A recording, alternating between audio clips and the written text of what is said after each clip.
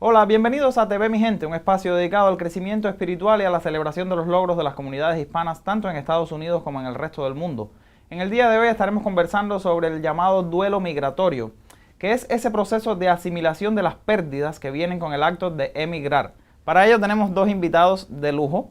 Tenemos al padre Fabián Arias, quien se ha convertido en tutor o guardián legal de cientos de inmigrantes para evitar su deportación. Y tenemos también al doctor Juan Carlos Dumas, quien es ya colaborador, padrino de nuestro show, psicólogo clínico. Muchas gracias a ambos por estar en este debate. Vamos a comenzar con la primera pregunta, que es para ti, Juan Carlos. ¿Cómo se define científicamente lo que es el duelo migratorio y qué tiempo dura aproximadamente? Bueno, no hay, como en tantos casos, una respuesta simple. Si miramos los libros del manual diagnóstico, sugieren que esa adaptación al nuevo territorio, al nuevo lugar, a veces a la nueva lengua, lleva un proceso de 3 años. No son 3 días, no son 3 meses, hasta que uno dice, bueno, ya estoy acá, estoy viviendo en este país, estoy vinculado de mejor manera a esta cultura, y en ese momento es donde uno hace la cuenta de la pérdida o el beneficio de haber decidido su partida del país de origen. Así que técnicamente podemos decir hasta el tercer año, hasta el final del tercer año, todo es un proceso que se va decantando progresivamente, no es algo automático, dependiendo también de dónde uno viene y a dónde uno va. No es lo mismo una persona que sale, por ejemplo, de nuestros países en Latinoamérica y se inmigra a China y no conoce el lenguaje, no conoce la cultura. Es decir, ese golpe adaptativo es muchísimo más grande de venir desde Latinoamérica a Estados Unidos, que tiene tantas similaridades como el resto de Latinoamérica. Y por supuesto que las cosas que perdemos son múltiples. Perdemos amistades cuando nos vamos, perdemos nuestra cultura, perdemos nuestra comida. Es como un renacer, ¿no? Y adaptarnos a toda una nueva experiencia. En el caso tuyo, Fabián, que has sido el padrino legal de tantos inmigrantes, ¿cómo has visto en ellos el impacto de este duelo? ¿Qué consecuencias ha tenido, quizás físicas, desde el punto de vista mental? Como decía recién Juan Carlos, o sea, los duelos son procesos en los cuales también cada uno tiene sus tiempos para poder vivirlo. Y también creo que hay duelos más traumáticos y otros no tan traumáticos, ¿no? Obviamente que los duelos que están viviendo o que van a empezar a vivir muchas inmigrantes que recién están llegando a este país, vienen con traumas de expulsiones de sus países traumáticos. Otros, lo que implicó ese cruce, también muy traumático, y lo que implica también la inserción, ¿no? Entonces es como que todo eso afecta muchísimo, y creo que, bueno, en mi experiencia, el desarraigo, en lo personal, el desarraigo es un tema que podrán pasar los años, pero siempre afecta, siempre uno anhela, siempre uno extraña, siempre está la nostalgia de lo que es el lugar donde creciste, donde te criaste, y mucho más cuando esto está en el caso de millones de personas que no pueden volver a sus países porque son indocumentados, entonces, o son ilegales. Entonces esto genera mucho más que esas añoranzas y ese dolor se profundice, ¿no? En el caso mío, por ejemplo, cuando voy a Cuba, me pasa algo rarísimo, pero me imagino que le pase a mucha gente. Yo siento que ya esa realidad no es la mía, no me pertenece, no encajo en esa realidad, no es la Cuba que yo dejé y me cuesta mucho. Pero aquí tampoco encajo completamente en Estados Unidos. Yo llevo 10 años acá, pero sigo siendo un desencajado. Me choca todavía muchas cosas que no es mi cultura, mi sistema de valores, mi manera de relacionarme en sociedad, con amigos, con lo más mínimo. La manera de hablar de negocios, la manera de saludar a un empleado, a un compañero de trabajo, como lo hacemos en Cuba, como se hace aquí. O sea, a mí me sigue chocando todo. Entonces siento que perdí la identidad. Cuando llego a Cuba no soy de allá, cuando estoy aquí no soy de aquí, estoy en un limbo que no soy de ninguna zona. ¿Eso es normal o me pasa a mí nada más? Eso se resuelve rápido terapéuticamente también. Mira, no hace falta escindir unos valores y un estilo cultural del otro. Podemos aunarlos, sobre todo en lugares donde hay gente de tu propia comunidad, donde fíjate que estamos haciendo un programa en televisión en español, pero vivimos en Estados Unidos. El español en particular es la segunda o tercera lengua, la segunda lengua en este país. Entonces no es que ese inmigrante cubano terminó en China y no sabía nada. Aquí hay posibilidades y aquí hay gente de nuestros países con los cuales se puede convivir y continuar ese estilo de vida, esa modalidad. Y yo digo siempre, ampliemos el repertorio cultural, no hace falta escindirlo, ampliémoslo. Y estamos en este país aportando enormes cosas desde la cultura hispanoamericana, enormes cosas. Y a su vez recibimos los beneficios y los valores de trabajo, de disciplina que son propios de los Estados Unidos. Eso me encanta, porque es como crear un sentimiento de comunidad para sentirte más integrado. Y ahora que lo dices, y si lo pienso, en Miami yo me siento más feliz que aquí por alguna razón, porque todo el mundo es cubano. Es como estar en Cuba.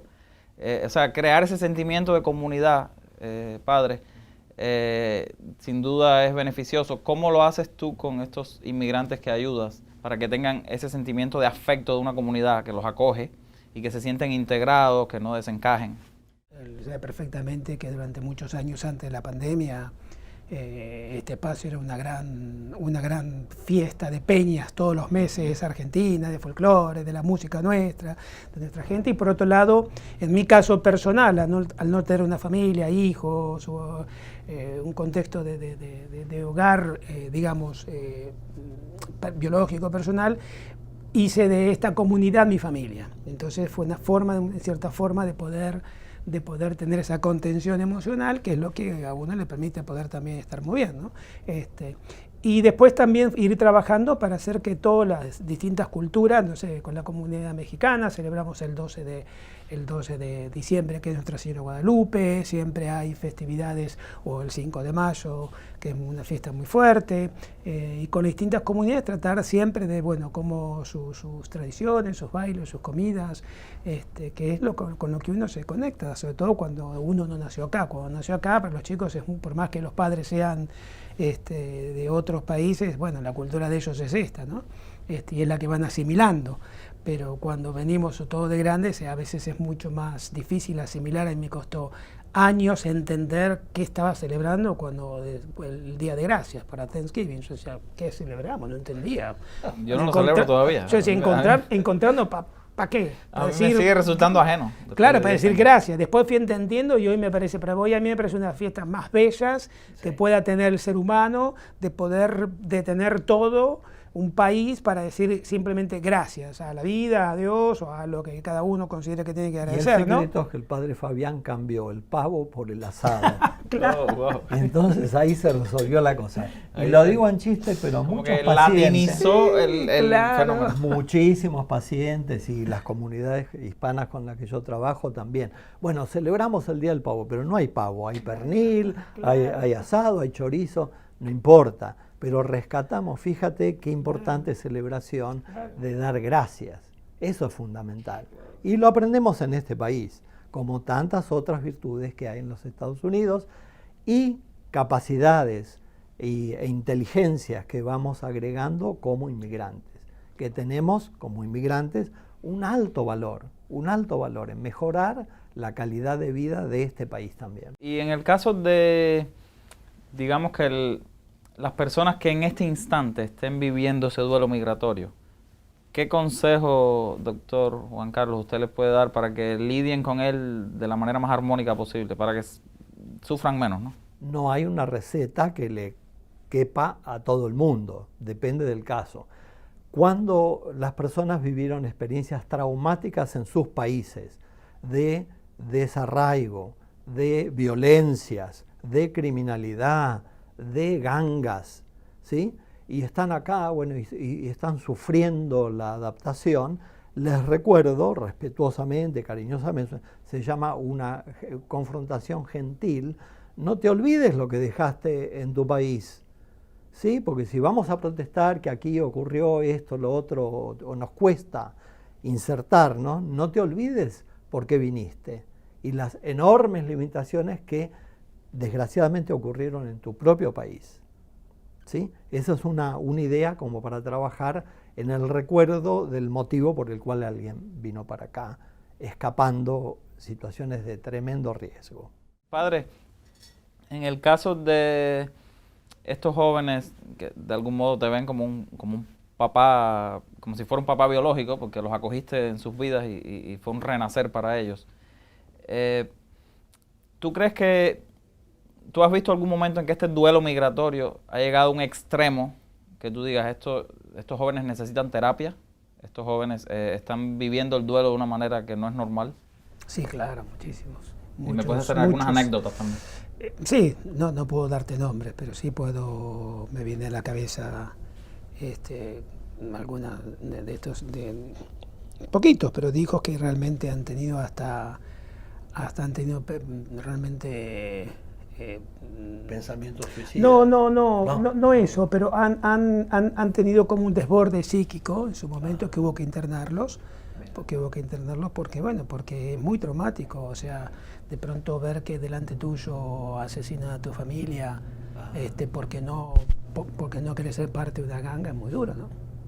Entonces, y de pronto, y encima de eso, después han estado viviendo bajo el tráfico humano, por el tema del crimen organizado y ser parte de eso sin quererlo y tener que formar parte para sobrevivir, y haber sido rescatado por organizaciones para poder traerlos acá es muy traumático, ¿no? Trabajo también con un sector, algunos muchachos son del sector del LGTB, en el cual vienen con traumas absolutamente terribles, porque venir de países de Centroamérica en donde tener una elección de ser trans o de ser gay o de ser lesbiana es tremendamente traumático, sobre todo cuando venís de poblaciones aborígenes, entonces de pueblos mucho más conservadores en sus tradiciones, ¿no? Porque quizás en las ciudades hay una apertura a estos aspectos, pero en los pueblos originarios esto está mucho más arraigado y está mucho más profundizada estos aspectos conservadores. Entonces es tremendamente traumático.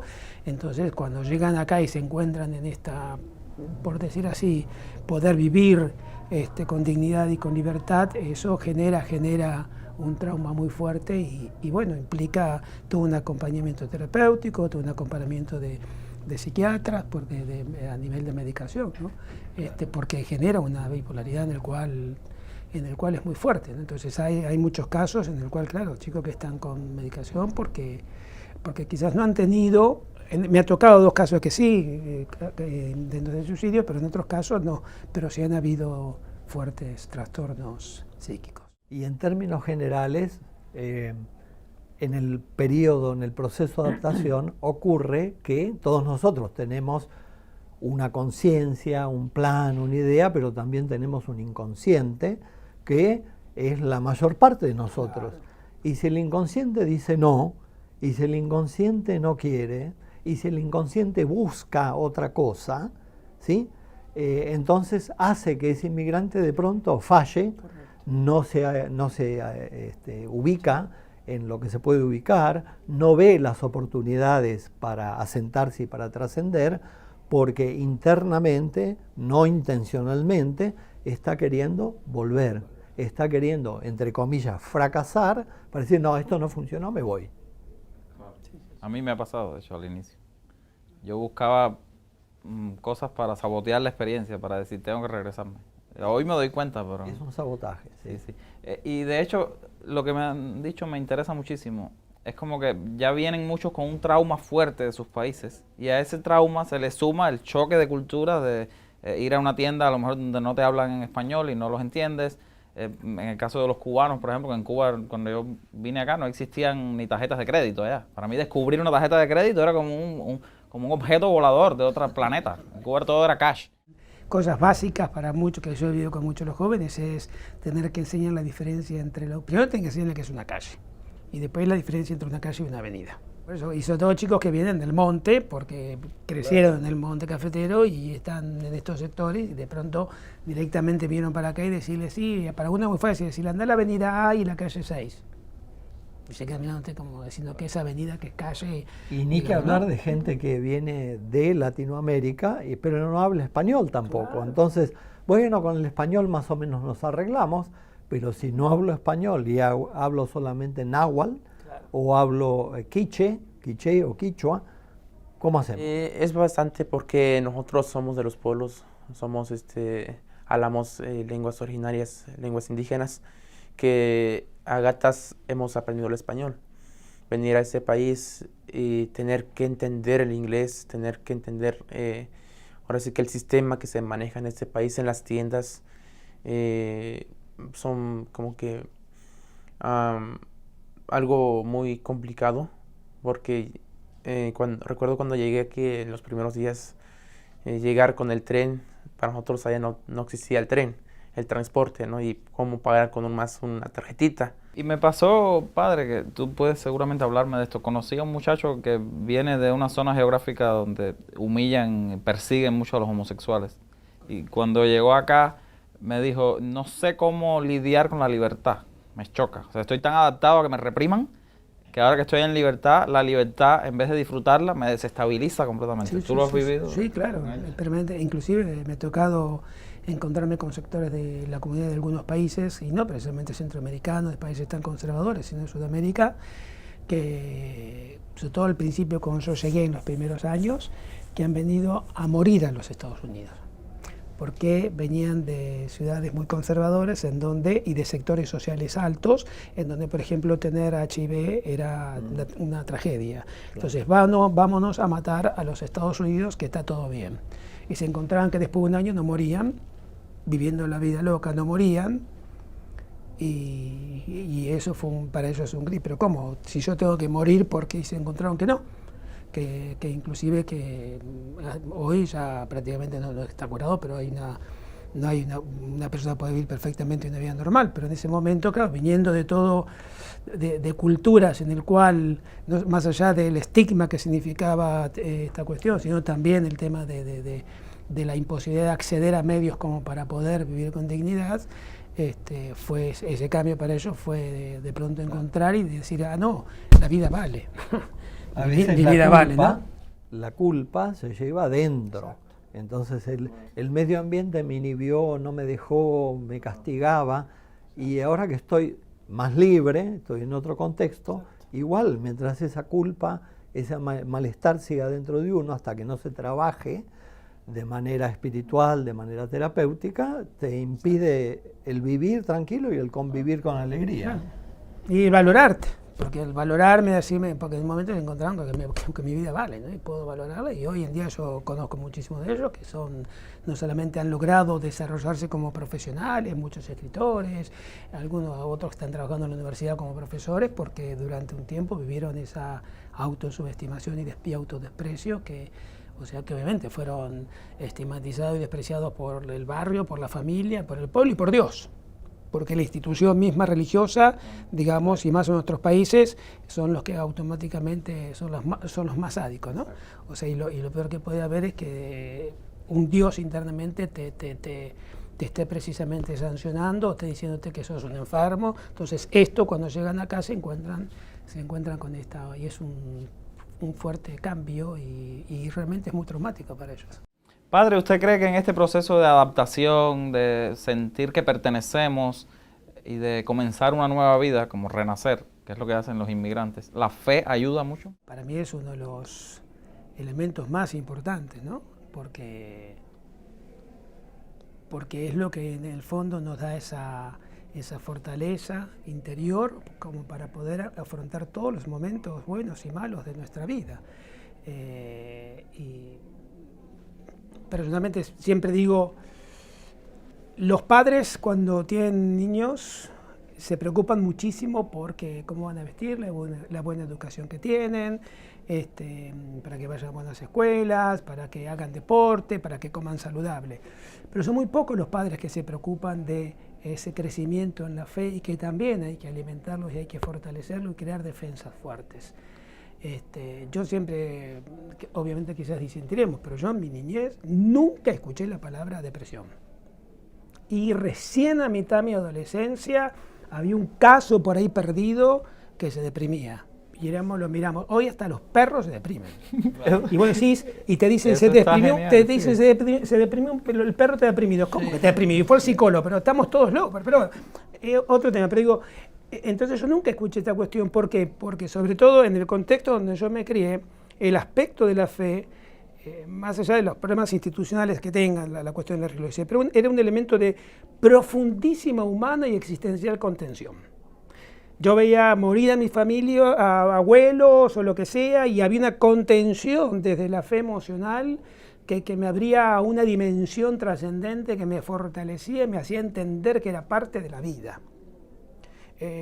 Alguno que otro, típica expresión de mi padre, que obviamente vos la sabrás mejor de mi padre, cuando mi madre decía no, porque está mal y tendría que ir al psicólogo. ¿Qué psicólogo? Que agarre una pala y vaya a trabajar, decía mi padre. La típica expresión de esa época, ¿no? Pero porque esta cuestión que de pronto muchos psicólogos dicen, bueno, para salir de depresión hay que salir hacia afuera, hacer un trabajo social o hacer algo para tratar. Bueno, los padres de nuestra época lo resolvían de una forma práctica, ¿no?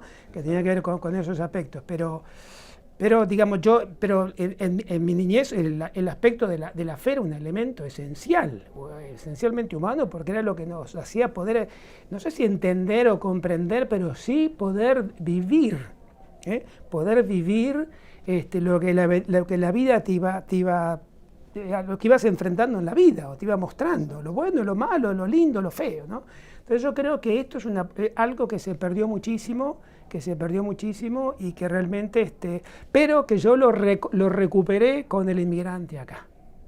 Lo recuperé con el inmigrante, porque realmente poder hacer esos éxodos que se hacen, si no es desde la fe, como el mismo texto en el Antiguo Testamento lo pone con el pueblo judío, ¿no? Entonces, bueno, ese éxodo, digamos, en el cual Dios está presente y me está acompañando, me está cuidando y me está protegiendo, ¿me entendés? Es lo que le da realmente esa fuerza, porque humanamente hay cosas que decís, ¿cómo puede hacer un ser humano esto? Te lo digo, yo estuve en el Darién y yo decía, Dios bendito, ¿no? Yo no puedo hacer ni 3 horas caminando esto. No me quiero ni imaginar lo que debe ser subir a una barca y cruzar en el océano para venir acá, o sea, qué tan desesperado uno tiene que estar, ¿me entendés? Pero a la vez cuál es la fuerza que me sostiene para poder hacerlo. Entonces yo creo que el aspecto de la fe, y la fe obviamente que es educable porque tiene que ver de esto que vamos asumiendo. Y es inyectable. Me refiero a esto, y en este punto coincido con todas las personas de culto y con todos los sacerdotes, gente que está desde la religión haciendo su tarea. No se puede inyectar el concepto religioso, filosófico, moral, el entendimiento de la vida y la muerte demasiado tarde. Tiene que estar en la vida del niño desde sus comienzos. Después el niño se irá adolescente y confronta y disputa y dice, no, pero esto no es así, bárbaro. Pero si no está ese ingrediente, ese contenido de espiritualidad, de la religión que sea o del modo que sea, no hay después evolución. No estuvo nunca en el aparato psíquico de la persona. ¿Cómo así? Gente que nunca estuvo expuesta al arte, a la música. Es difícil luego que la empiece a valorar. Perdón, una cosita. Y dentro del aporte que él hablaba de lo cultural y los latinos, digamos, yo cuando vino el Papa Francisco a los Estados Unidos, realmente era asombroso ver cómo realmente, yo diría que más del 50% de la gente en las calles era latina. O sea, el aporte de la fe que pone la comunidad latina, la presencia en esa devoción que viene con esa historia, esas tradiciones, también es algo, un aporte muy, muy vivo, muy lindo, que hoy vas a visitar la mayor parte de las iglesias y está llena, las iglesias llenas son de latinos. Sí, exacto. Y esto que hablabas del Darién me recuerda una amistad mía de Cuba que cruzó la selva y me decía eso, que Dios estaba con ella en todo momento en el viaje, que ella siente que sin Dios no lo hubiera logrado. Y también de los balseros cubanos yo solo he podido hablar con uno y me mencionó lo mismo. Él no tenía, no me habló de Dios, sino de la Virgencita de la Caridad del Cobre, que para los cubanos es Pero me decía, sin ella yo no lo hubiera logrado. Entonces sí, creo que la fe es muy importante. Y también quería referirme a esto de la depresión, que me reí, pero es que me resultó curioso porque me recuerda a mi amigo de Atlanta también, mi mejor amigo, que siempre estamos hablando y cuando yo lo veo deprimido, yo le digo, pero ¿por qué te deprimes? Si tienes un trabajo ganando un super salario de profesor, estás en un país donde hay muchas oportunidades, tienes salud, tienes amigos, tienes tu mamá que viene ahora a Estados Unidos. Y yo le dije una frase que a él se quedó. Yo le dije, la depresión es un lujo de la clase media y alta, porque en Cuba tú no tenías tiempo de deprimirte. En Cuba tenías que pensar que voy a comer hoy, que voy a comer mañana, la cola del autobús, que el calor, que no tengo aire acondicionado, los mosquitos que me pican. Tú estabas sobreviviendo. Cuando uno está sobreviviendo, no tiene tiempo de deprimirse. Te deprimes porque tienes todo, todas las necesidades básicas cubiertas, no tienes nada que hacer. No tan así. Y voy a deprimir. Porque hay gente que está igual en emergencia, que no debería, no tiene la posibilidad de caerse en un colchón, porque no tiene colchón, igual se cae, ¿sí? Pero en general, para depresiones de no tanta profundidad, es cierto, ¿sí? Me caigo, me quedo donde puedo, me deprimí y no quería. ¿Cómo? Tenés que salir a trabajar. No hay otra. Creo que hay una depresión orgánica que tiene que ver porque es una enfermedad, ¿no? Sí. Y es un desbalance químico del cerebro, por eso un psiquiatra tiene que medicar a una persona deprimida, ¿no? Y la llamo yo, no sé cuál será el término técnico, pero hay una depresión más bien emocional que tiene que ver con una angustia arrastrada a lo largo del tiempo que la llevas al cuerpo. Y cuando la angustia la llevas al cuerpo, llega un momento que haces cortocircuito. De hecho, bueno, comparto mi primer hijo Hermes, obviamente, de hecho hay un documental todo sobre Hermes, que en la universidad varias veces se puso, que es el tema de que Hermes viene de una familia en la cual él vio que mataron a su propio hermanito por ser gay, delante de él. Entonces imagínate cuando él tiene, él tiene que descubrir significarse como gay, fue terrible. Entonces obviamente que eso en un momento generó, al no ser trabajado, no ser tratado, por más que venga de los sectores que vengan, sociales, imagínate en un momento generó un quiebre, porque, o sea, porque es así, y sea en la adolescencia o sea cuando sos adulto, ¿no? Pero hay momentos en los cuales, bueno, las cosas hay que ponerlas sobre la mesa y hay que trabajarlas. Y yo creo que esto es muy difícil. Es una de las cosas que a mí me cuesta mucho, en muchos de los chicos que tengo yo, me cuesta mucho porque les cuesta muchísimo poder comunicar lo que les pasa. También me dio mucha gracia lo que decías de los padres de antes, los métodos que usaban, ¿no? Claro. Porque tengo otra amiga que vive en Texas, esta no vive en Atlanta, esta es de Texas, y ella un día bromeando, yo con este amigo mío, porque ella tiene un pensamiento un poco conservador, sobre todo con la identidad de género y el género fluido, y ella no acepta mucho esas cosas. Y entonces yo bromeando un día con mi amigo le decimos, imagínate que tu hija venga mañana de la escuela y te diga, ahora soy de género fluido, me tienes que llamar ella, o mañana me tienes que llamar él y pasado ella, ¿qué tú le responderías?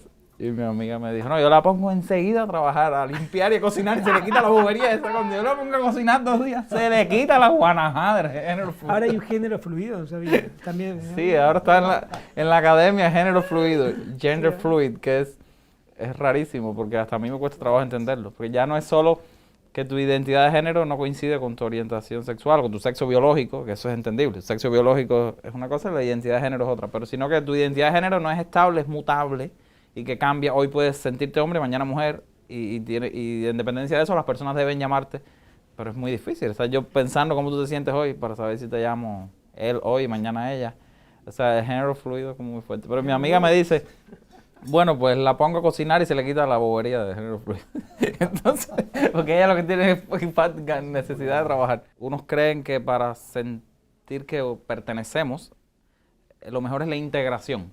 Otros creen que lo mejor es el gueto, aislarnos en barrios de latinos, ir a restaurantes latinos, o irme a vivir a Miami, que es donde está toda mi comunidad cubana.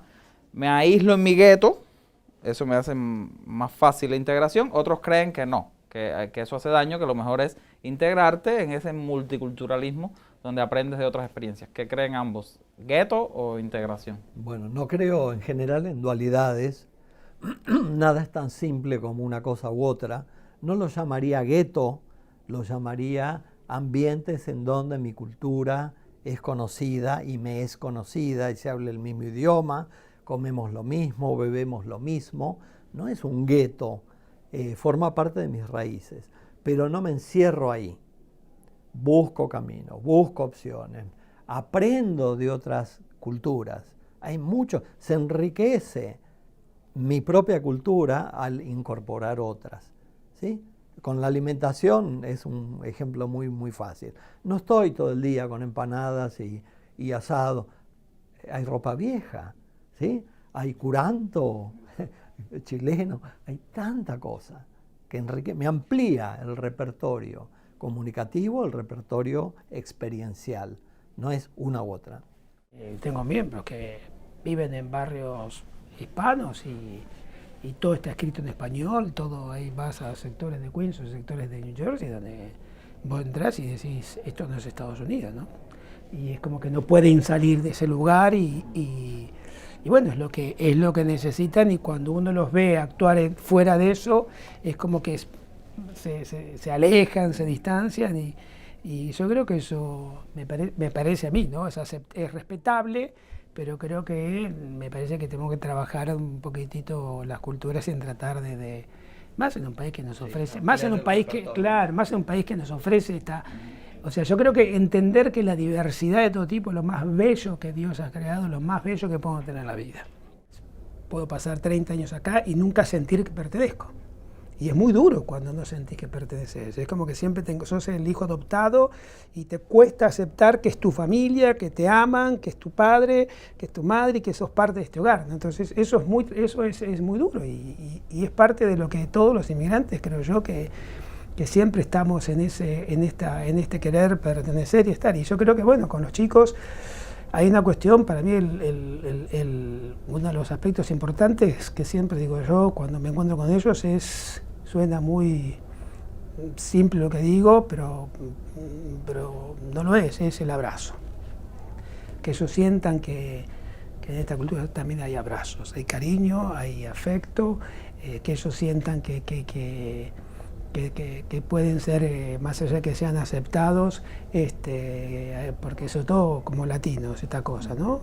Entonces, porque lo primero que se siente a veces es que lo primero que te cuenta mucha gente, no, acá son fríos, no son fríos, tienen otra forma de comunicación y de expresarse, pero... Ahora entonces, tengo que disentir con el padre Fabián.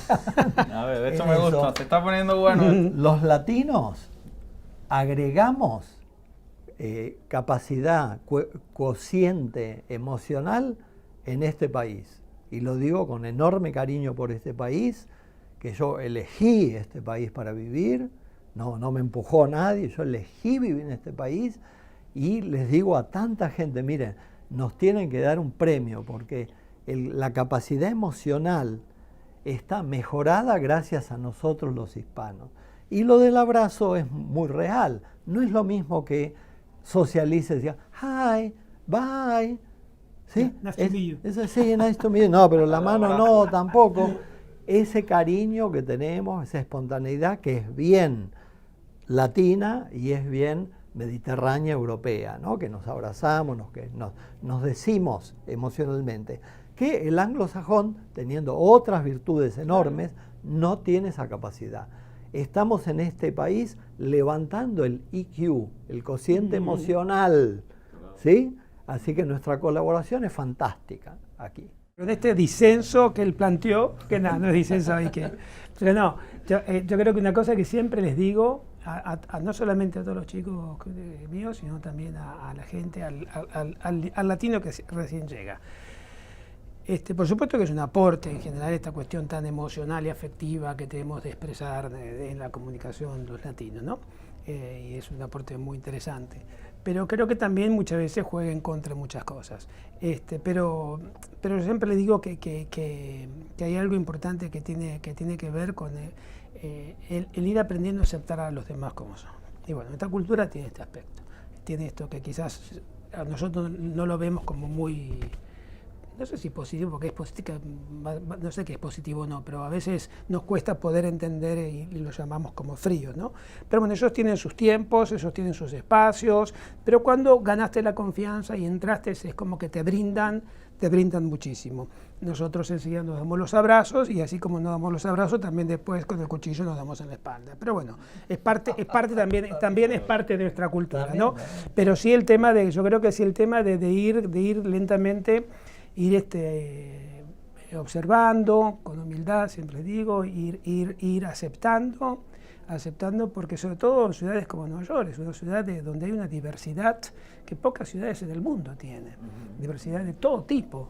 Entonces es como que si uno no vamos educando esta capacidad de tolerancia, sino es como que de pronto vivís aislado y no podés vivir en una ciudad como esta. Entonces es decirle, bueno, hay una cuestión que se llama respeto, hay una cuestión que se llama ir aceptando, porque bueno, esta cultura tiene su estilo, tiene su manera, tiene su forma, nosotros tenemos las nuestras, y acá hay rusos, ucranianos, latinos, europeos, asiáticos, y bueno, yo lo veo mucho en la distribución de los alimentos que hacemos todas las semanas en Queens. Hay una pelea entre chinos y latinos, y es una cuestión que es una cosa que, y no, porque lo pelea alimenticia. Pelea a nivel de esta cuestión de pelearse, inclusive también a veces porque, bueno, cada cultura tiene su forma de poder ocupar su lugar, su espacio, y entonces, o de poder, entonces es como que se arman unas confrontaciones ahí, unos enfrentamientos que tienen que ver con que, bueno, con que la cultura china tiene una forma también de comunicarse y expresarse diferente a la que tenemos los latinos. Y bueno, es el aprender a vivir en la diversidad, aprender a vivir con respeto, con tolerancia, de aceptar al otro como es. Y yo creo que esto es unos aspectos difíciles, ¿no? Lo que pasa es que, bueno, sí es cierto que hay, sobre todo de Latinoamérica, hay culturas que vienen digamos, arrastran aspectos de mucha subordinación, de esta cuestión de ese silencio es que uno lo ve, pero como que limita con el tema de esclavitud, ¿se entiende? Y hay un abuso de eso también, ¿no? Pero bueno, pero yo creo que quizás un poco a mí lo que a mí me toca en mi parte es trabajar con ellos, ¿no? De que vayan lentamente sin tener que, en la violencia y la agresividad, ir aceptando y aprendiendo a convivir en un marco de diversidad y con respeto, ¿no? Me encanta eso que has dicho, padre, aceptación con humildad, porque yo sí creo mucho eso. Quizás el doctor Juan Carlos no está muy de acuerdo conmigo, pero yo creo que si venimos a un país que es como que yo voy a la casa de alguien que me está invitando y quiero cambiar las reglas de esa casa, no, me están acogiendo en esa casa, yo tengo que adaptarme a las reglas de esa casa porque me están abriendo las puertas, no para que yo llegue y cambie este sofá y cambie la cama y vire los colores al revés. No, si no me gustan esos colores, yo tengo que aprender a amar esos colores y no querer cambiarlos porque me están acogiendo. Eres el primer cubano conformista que conozco. No es conformismo, no, es respeto. Las leyes hay que cumplirlas. En el país donde fueres, haz lo que vieres. Totalmente de acuerdo. Pero, insisto en que el aporte cultural, emocional, latino, mediterráneo también, españoles, italianos, griegos, le dan sazón, le dan vida. La humildad implica también conocer mis derechos, claro, y es una cuestión de respeto. Porque, digamos, si no, por eso digo, dentro de la cultura latina hay muchos países que uno lo ve, ¡ay, qué humilde que es! No, no es humilde, es una cuestión que tiene que ver con una cuestión de autoestima, de poder valorarse y de poder decir, no, me están pagando $6 la hora, no me pueden pagar $6 la hora. Si 15 es lo mínimo, tengo que exigir 15 como mínimo. Y no, yo estoy trabajando en sectores donde los materiales son tóxicos porque estoy lavando autos. No, hay una cuestión de derecho que los tengo, o sea, porque si no a veces pareciera, uy, qué humilde que es porque es obediente. No, entonces esa es una parte, cuando decía, esta cuestión de que uno trabaja con la comunidad en esta diversidad cultural, pero que también en el marco del respeto, en el marco de la tolerancia, puede decir, no, yo tengo derechos y también como obligaciones, porque tengo que cumplir las pautas, pero también tengo derechos a los cuales tengo que ser respetados y es importante que los pueda, en los canales correspondientes, poder manifestarlos, y de hecho, bueno, es uno de los países en el cual el tema de los derechos civiles es uno de los países que es modelo a nivel, pues el mundo tiene que fijarse en esto, ¿no? Pero tiene que ver precisamente porque muchas culturas han, quizás a veces no de una manera muy pacífica, pero bueno, pero se han logrado, y creo que bueno, es lo que se sigue trabajando, ¿no? Yo conozco muchos casos que le dicen, y tener que dar gracias que estás en este país trabajando como indocumentado. O sea, o sea, ¿cómo puede ser que asumas y aceptes? Digo, entonces ahí es donde el trabajo también de uno de poder, si no, ver, vamos a trabajar a ver qué pasa con esto, ¿no? El tema de la edad es crucial en la adaptación y en la paciencia que puedes tener para acomodarte a otro país.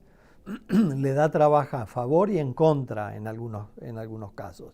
Hay gente que dice, bueno, ya estoy jugado, ya no tengo más tiempo y lo resuelvo ahora como sea o no lo resuelvo nunca. Y en otras personas la edad les da madurez, tranquilidad de observación, y decir, bueno, no está pasando ahora, pero miremos esta otra alternativa hasta que haya un ajuste. Es decir, la edad es un poco y la madurez son cruciales en eso, ¿no? Para la audiencia que pueda estar viviendo este fenómeno ahora mismo, el más nostálgico, digamos, que está sufriendo el duelo, ¿cuáles son los síntomas que le indican a esa persona, ya necesito ayuda terapéutica, yo no puedo solo con esto? Cuando hay sufrimiento, en general, hay depresión, hay angustia, y entonces las tareas y obligaciones cotidianas merman, no hay la suficiente energía, no tengo interés, estoy pasivo, estoy apático, hay gente que se torna irritable, irascible con el prójimo y dentro de su propio hogar hay un malestar que lo van transmitiendo al resto de la familia. Esos son señales típicas. No hay deseo de comer, se duerme mal, etc. Cuando la funcionalidad se resiente o se pierde, allí es el momento de buscar ayuda. En mi caso particular también me ha ayudado mucho la gratitud. Cuando estoy en esos procesos de duelo, agradecer que estoy en un país que tiene tantas oportunidades, que estudié aquí una maestría, cuántos amigos nuevos he hecho acá. Gracias a estar aquí, cómo puedo ayudar a mi mamá que está en Cuba económicamente. Cuando pienso desde la gratitud, se me relaja el duelo. Y hablando de la gratitud, vamos a cerrar con esta pregunta, porque hemos estado hablando del duelo, lo negativo, pero ¿qué de bueno tiene ser un inmigrante en Estados Unidos? ¿Por qué hay que estar orgulloso de sentirse inmigrante? ¿Qué nos hace grandes? Y esta pregunta es para los dos. Empiezo contigo, Juan Carlos. Todo. Sí, dicho en una palabra, todo.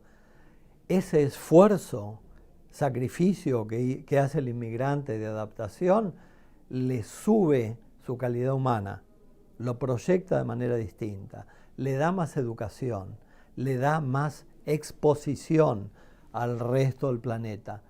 Se enriquece la persona. Por eso, cuando decías lo del gueto, el no gueto, no, incluyámonos todos, dialoguemos todos, aprendamos de todo. Pienso que la persona inmigrante es una persona enriquecida. Se gana. Si yo pensaba, en este momento hay más de 278 millones de personas en la faz de la Tierra que están en movimiento.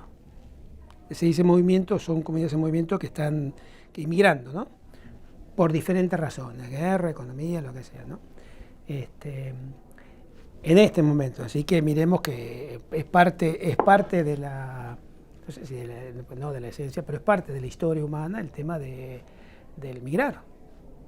O sea, uno agarra los textos bíblicos, es migración desde que comienza hasta que termina. Porque estamos, según el texto para los cristianos, el Apocalipsis, es migrar a la tierra prometida. Para los judíos, migrar a la tierra prometida. A mirarse el texto bíblico, ¿quién fueron los primeros deportados? Adán y Eva, que los deportaron del paraíso, te vas. Y fueron deportados y perdieron la gracia. O sea, todo el texto te habla de esta cuestión de migrar, ¿no? Yo creo que, y por otro lado también esencialmente, y ahora sí lo digo esencialmente, no sabemos de dónde venimos, por eso hay sectores que se defiende a rajatabla el tema del aborto, porque hay vida, hay un ser humano, porque viene en la concepción de un pensamiento amoroso en el caso de los religiosos, y que ahí eso es lo que tenemos que respetar y tenemos que guardar, porque bueno, migramos de una dimensión y volvemos y migramos a otra dimensión. O sea que cuando lo miramos de un aspecto más filosófico, somos esencialmente inmigrantes, porque migramos permanentemente.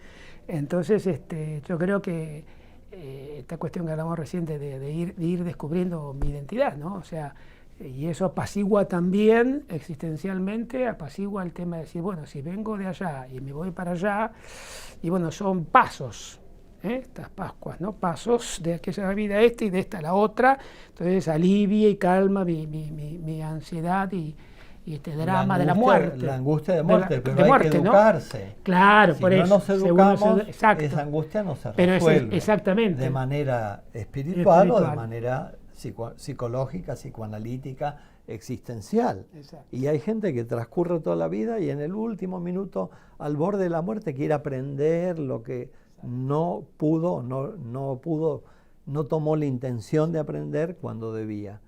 Por eso decíamos antes lo de la fe. No puedo aferrarme a la fe ahora porque me conviene, porque me estoy hundiendo. No la trabajé antes, no va a aparecer, ¿sí? No trabajé anteriormente en mi análisis de lo que significa la vida, la muerte y el más allá, no va a ocurrir en el lecho de muerte. No va a pasar eso. Y respondiendo directamente a tu pregunta, creo que este tema de emigrar, creo que tiene, más allá de las razones, ¿no? Siempre tiene que ver con descubrir nuevos horizontes, me muevo de lo estático de acá y me muevo a otro lugar, y esta diversidad, estos nuevos lugares, o sea, y bueno, en muchos casos es muy fuerte y no lo pueden superar, pero yo creo que, y siempre ese descubrir es un descubrimiento de dos mundos, el que llegó y el que está, y que se enriquecen ambos, ¿no? Y yo creo que eso es lo maravilloso también, porque así se compuso y así se construyó, digamos, la humanidad, ¿no? de migración. Si no hubiera habido migración, no habría existido las polis, no hubiera existido Europa, no hubiera existido América. Es un acto de valientes. No todo el mundo deja atrás una Por historia, cada una familia. persona que hay acá, en general, ¿no? Cada persona que ha tomado la decisión y tuvo el coraje del proceso de migración, hay 1000 que no lo hicieron, o no les dio el coraje, no les dio la convicción de hacerlo. Para mí, la enorme mayoría de los inmigrantes son héroes. Son héroes. Muchas gracias a ambos por este diálogo. Con mucho gusto. Maravilloso. Gracias. Y gracias por el mate. Te adoro.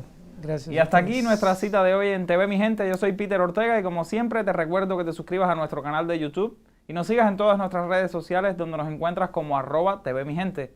Nos vemos cada sábado a las 6 de la tarde en este recorrido fascinante, donde ya lo ven, contamos siempre con expertos de lujo que nos ayudan a convertirnos cada día en mejores seres humanos y juntos, por supuesto, descubrimos lo mejor de la comida, la cultura, el arte, hispanos y mucho más.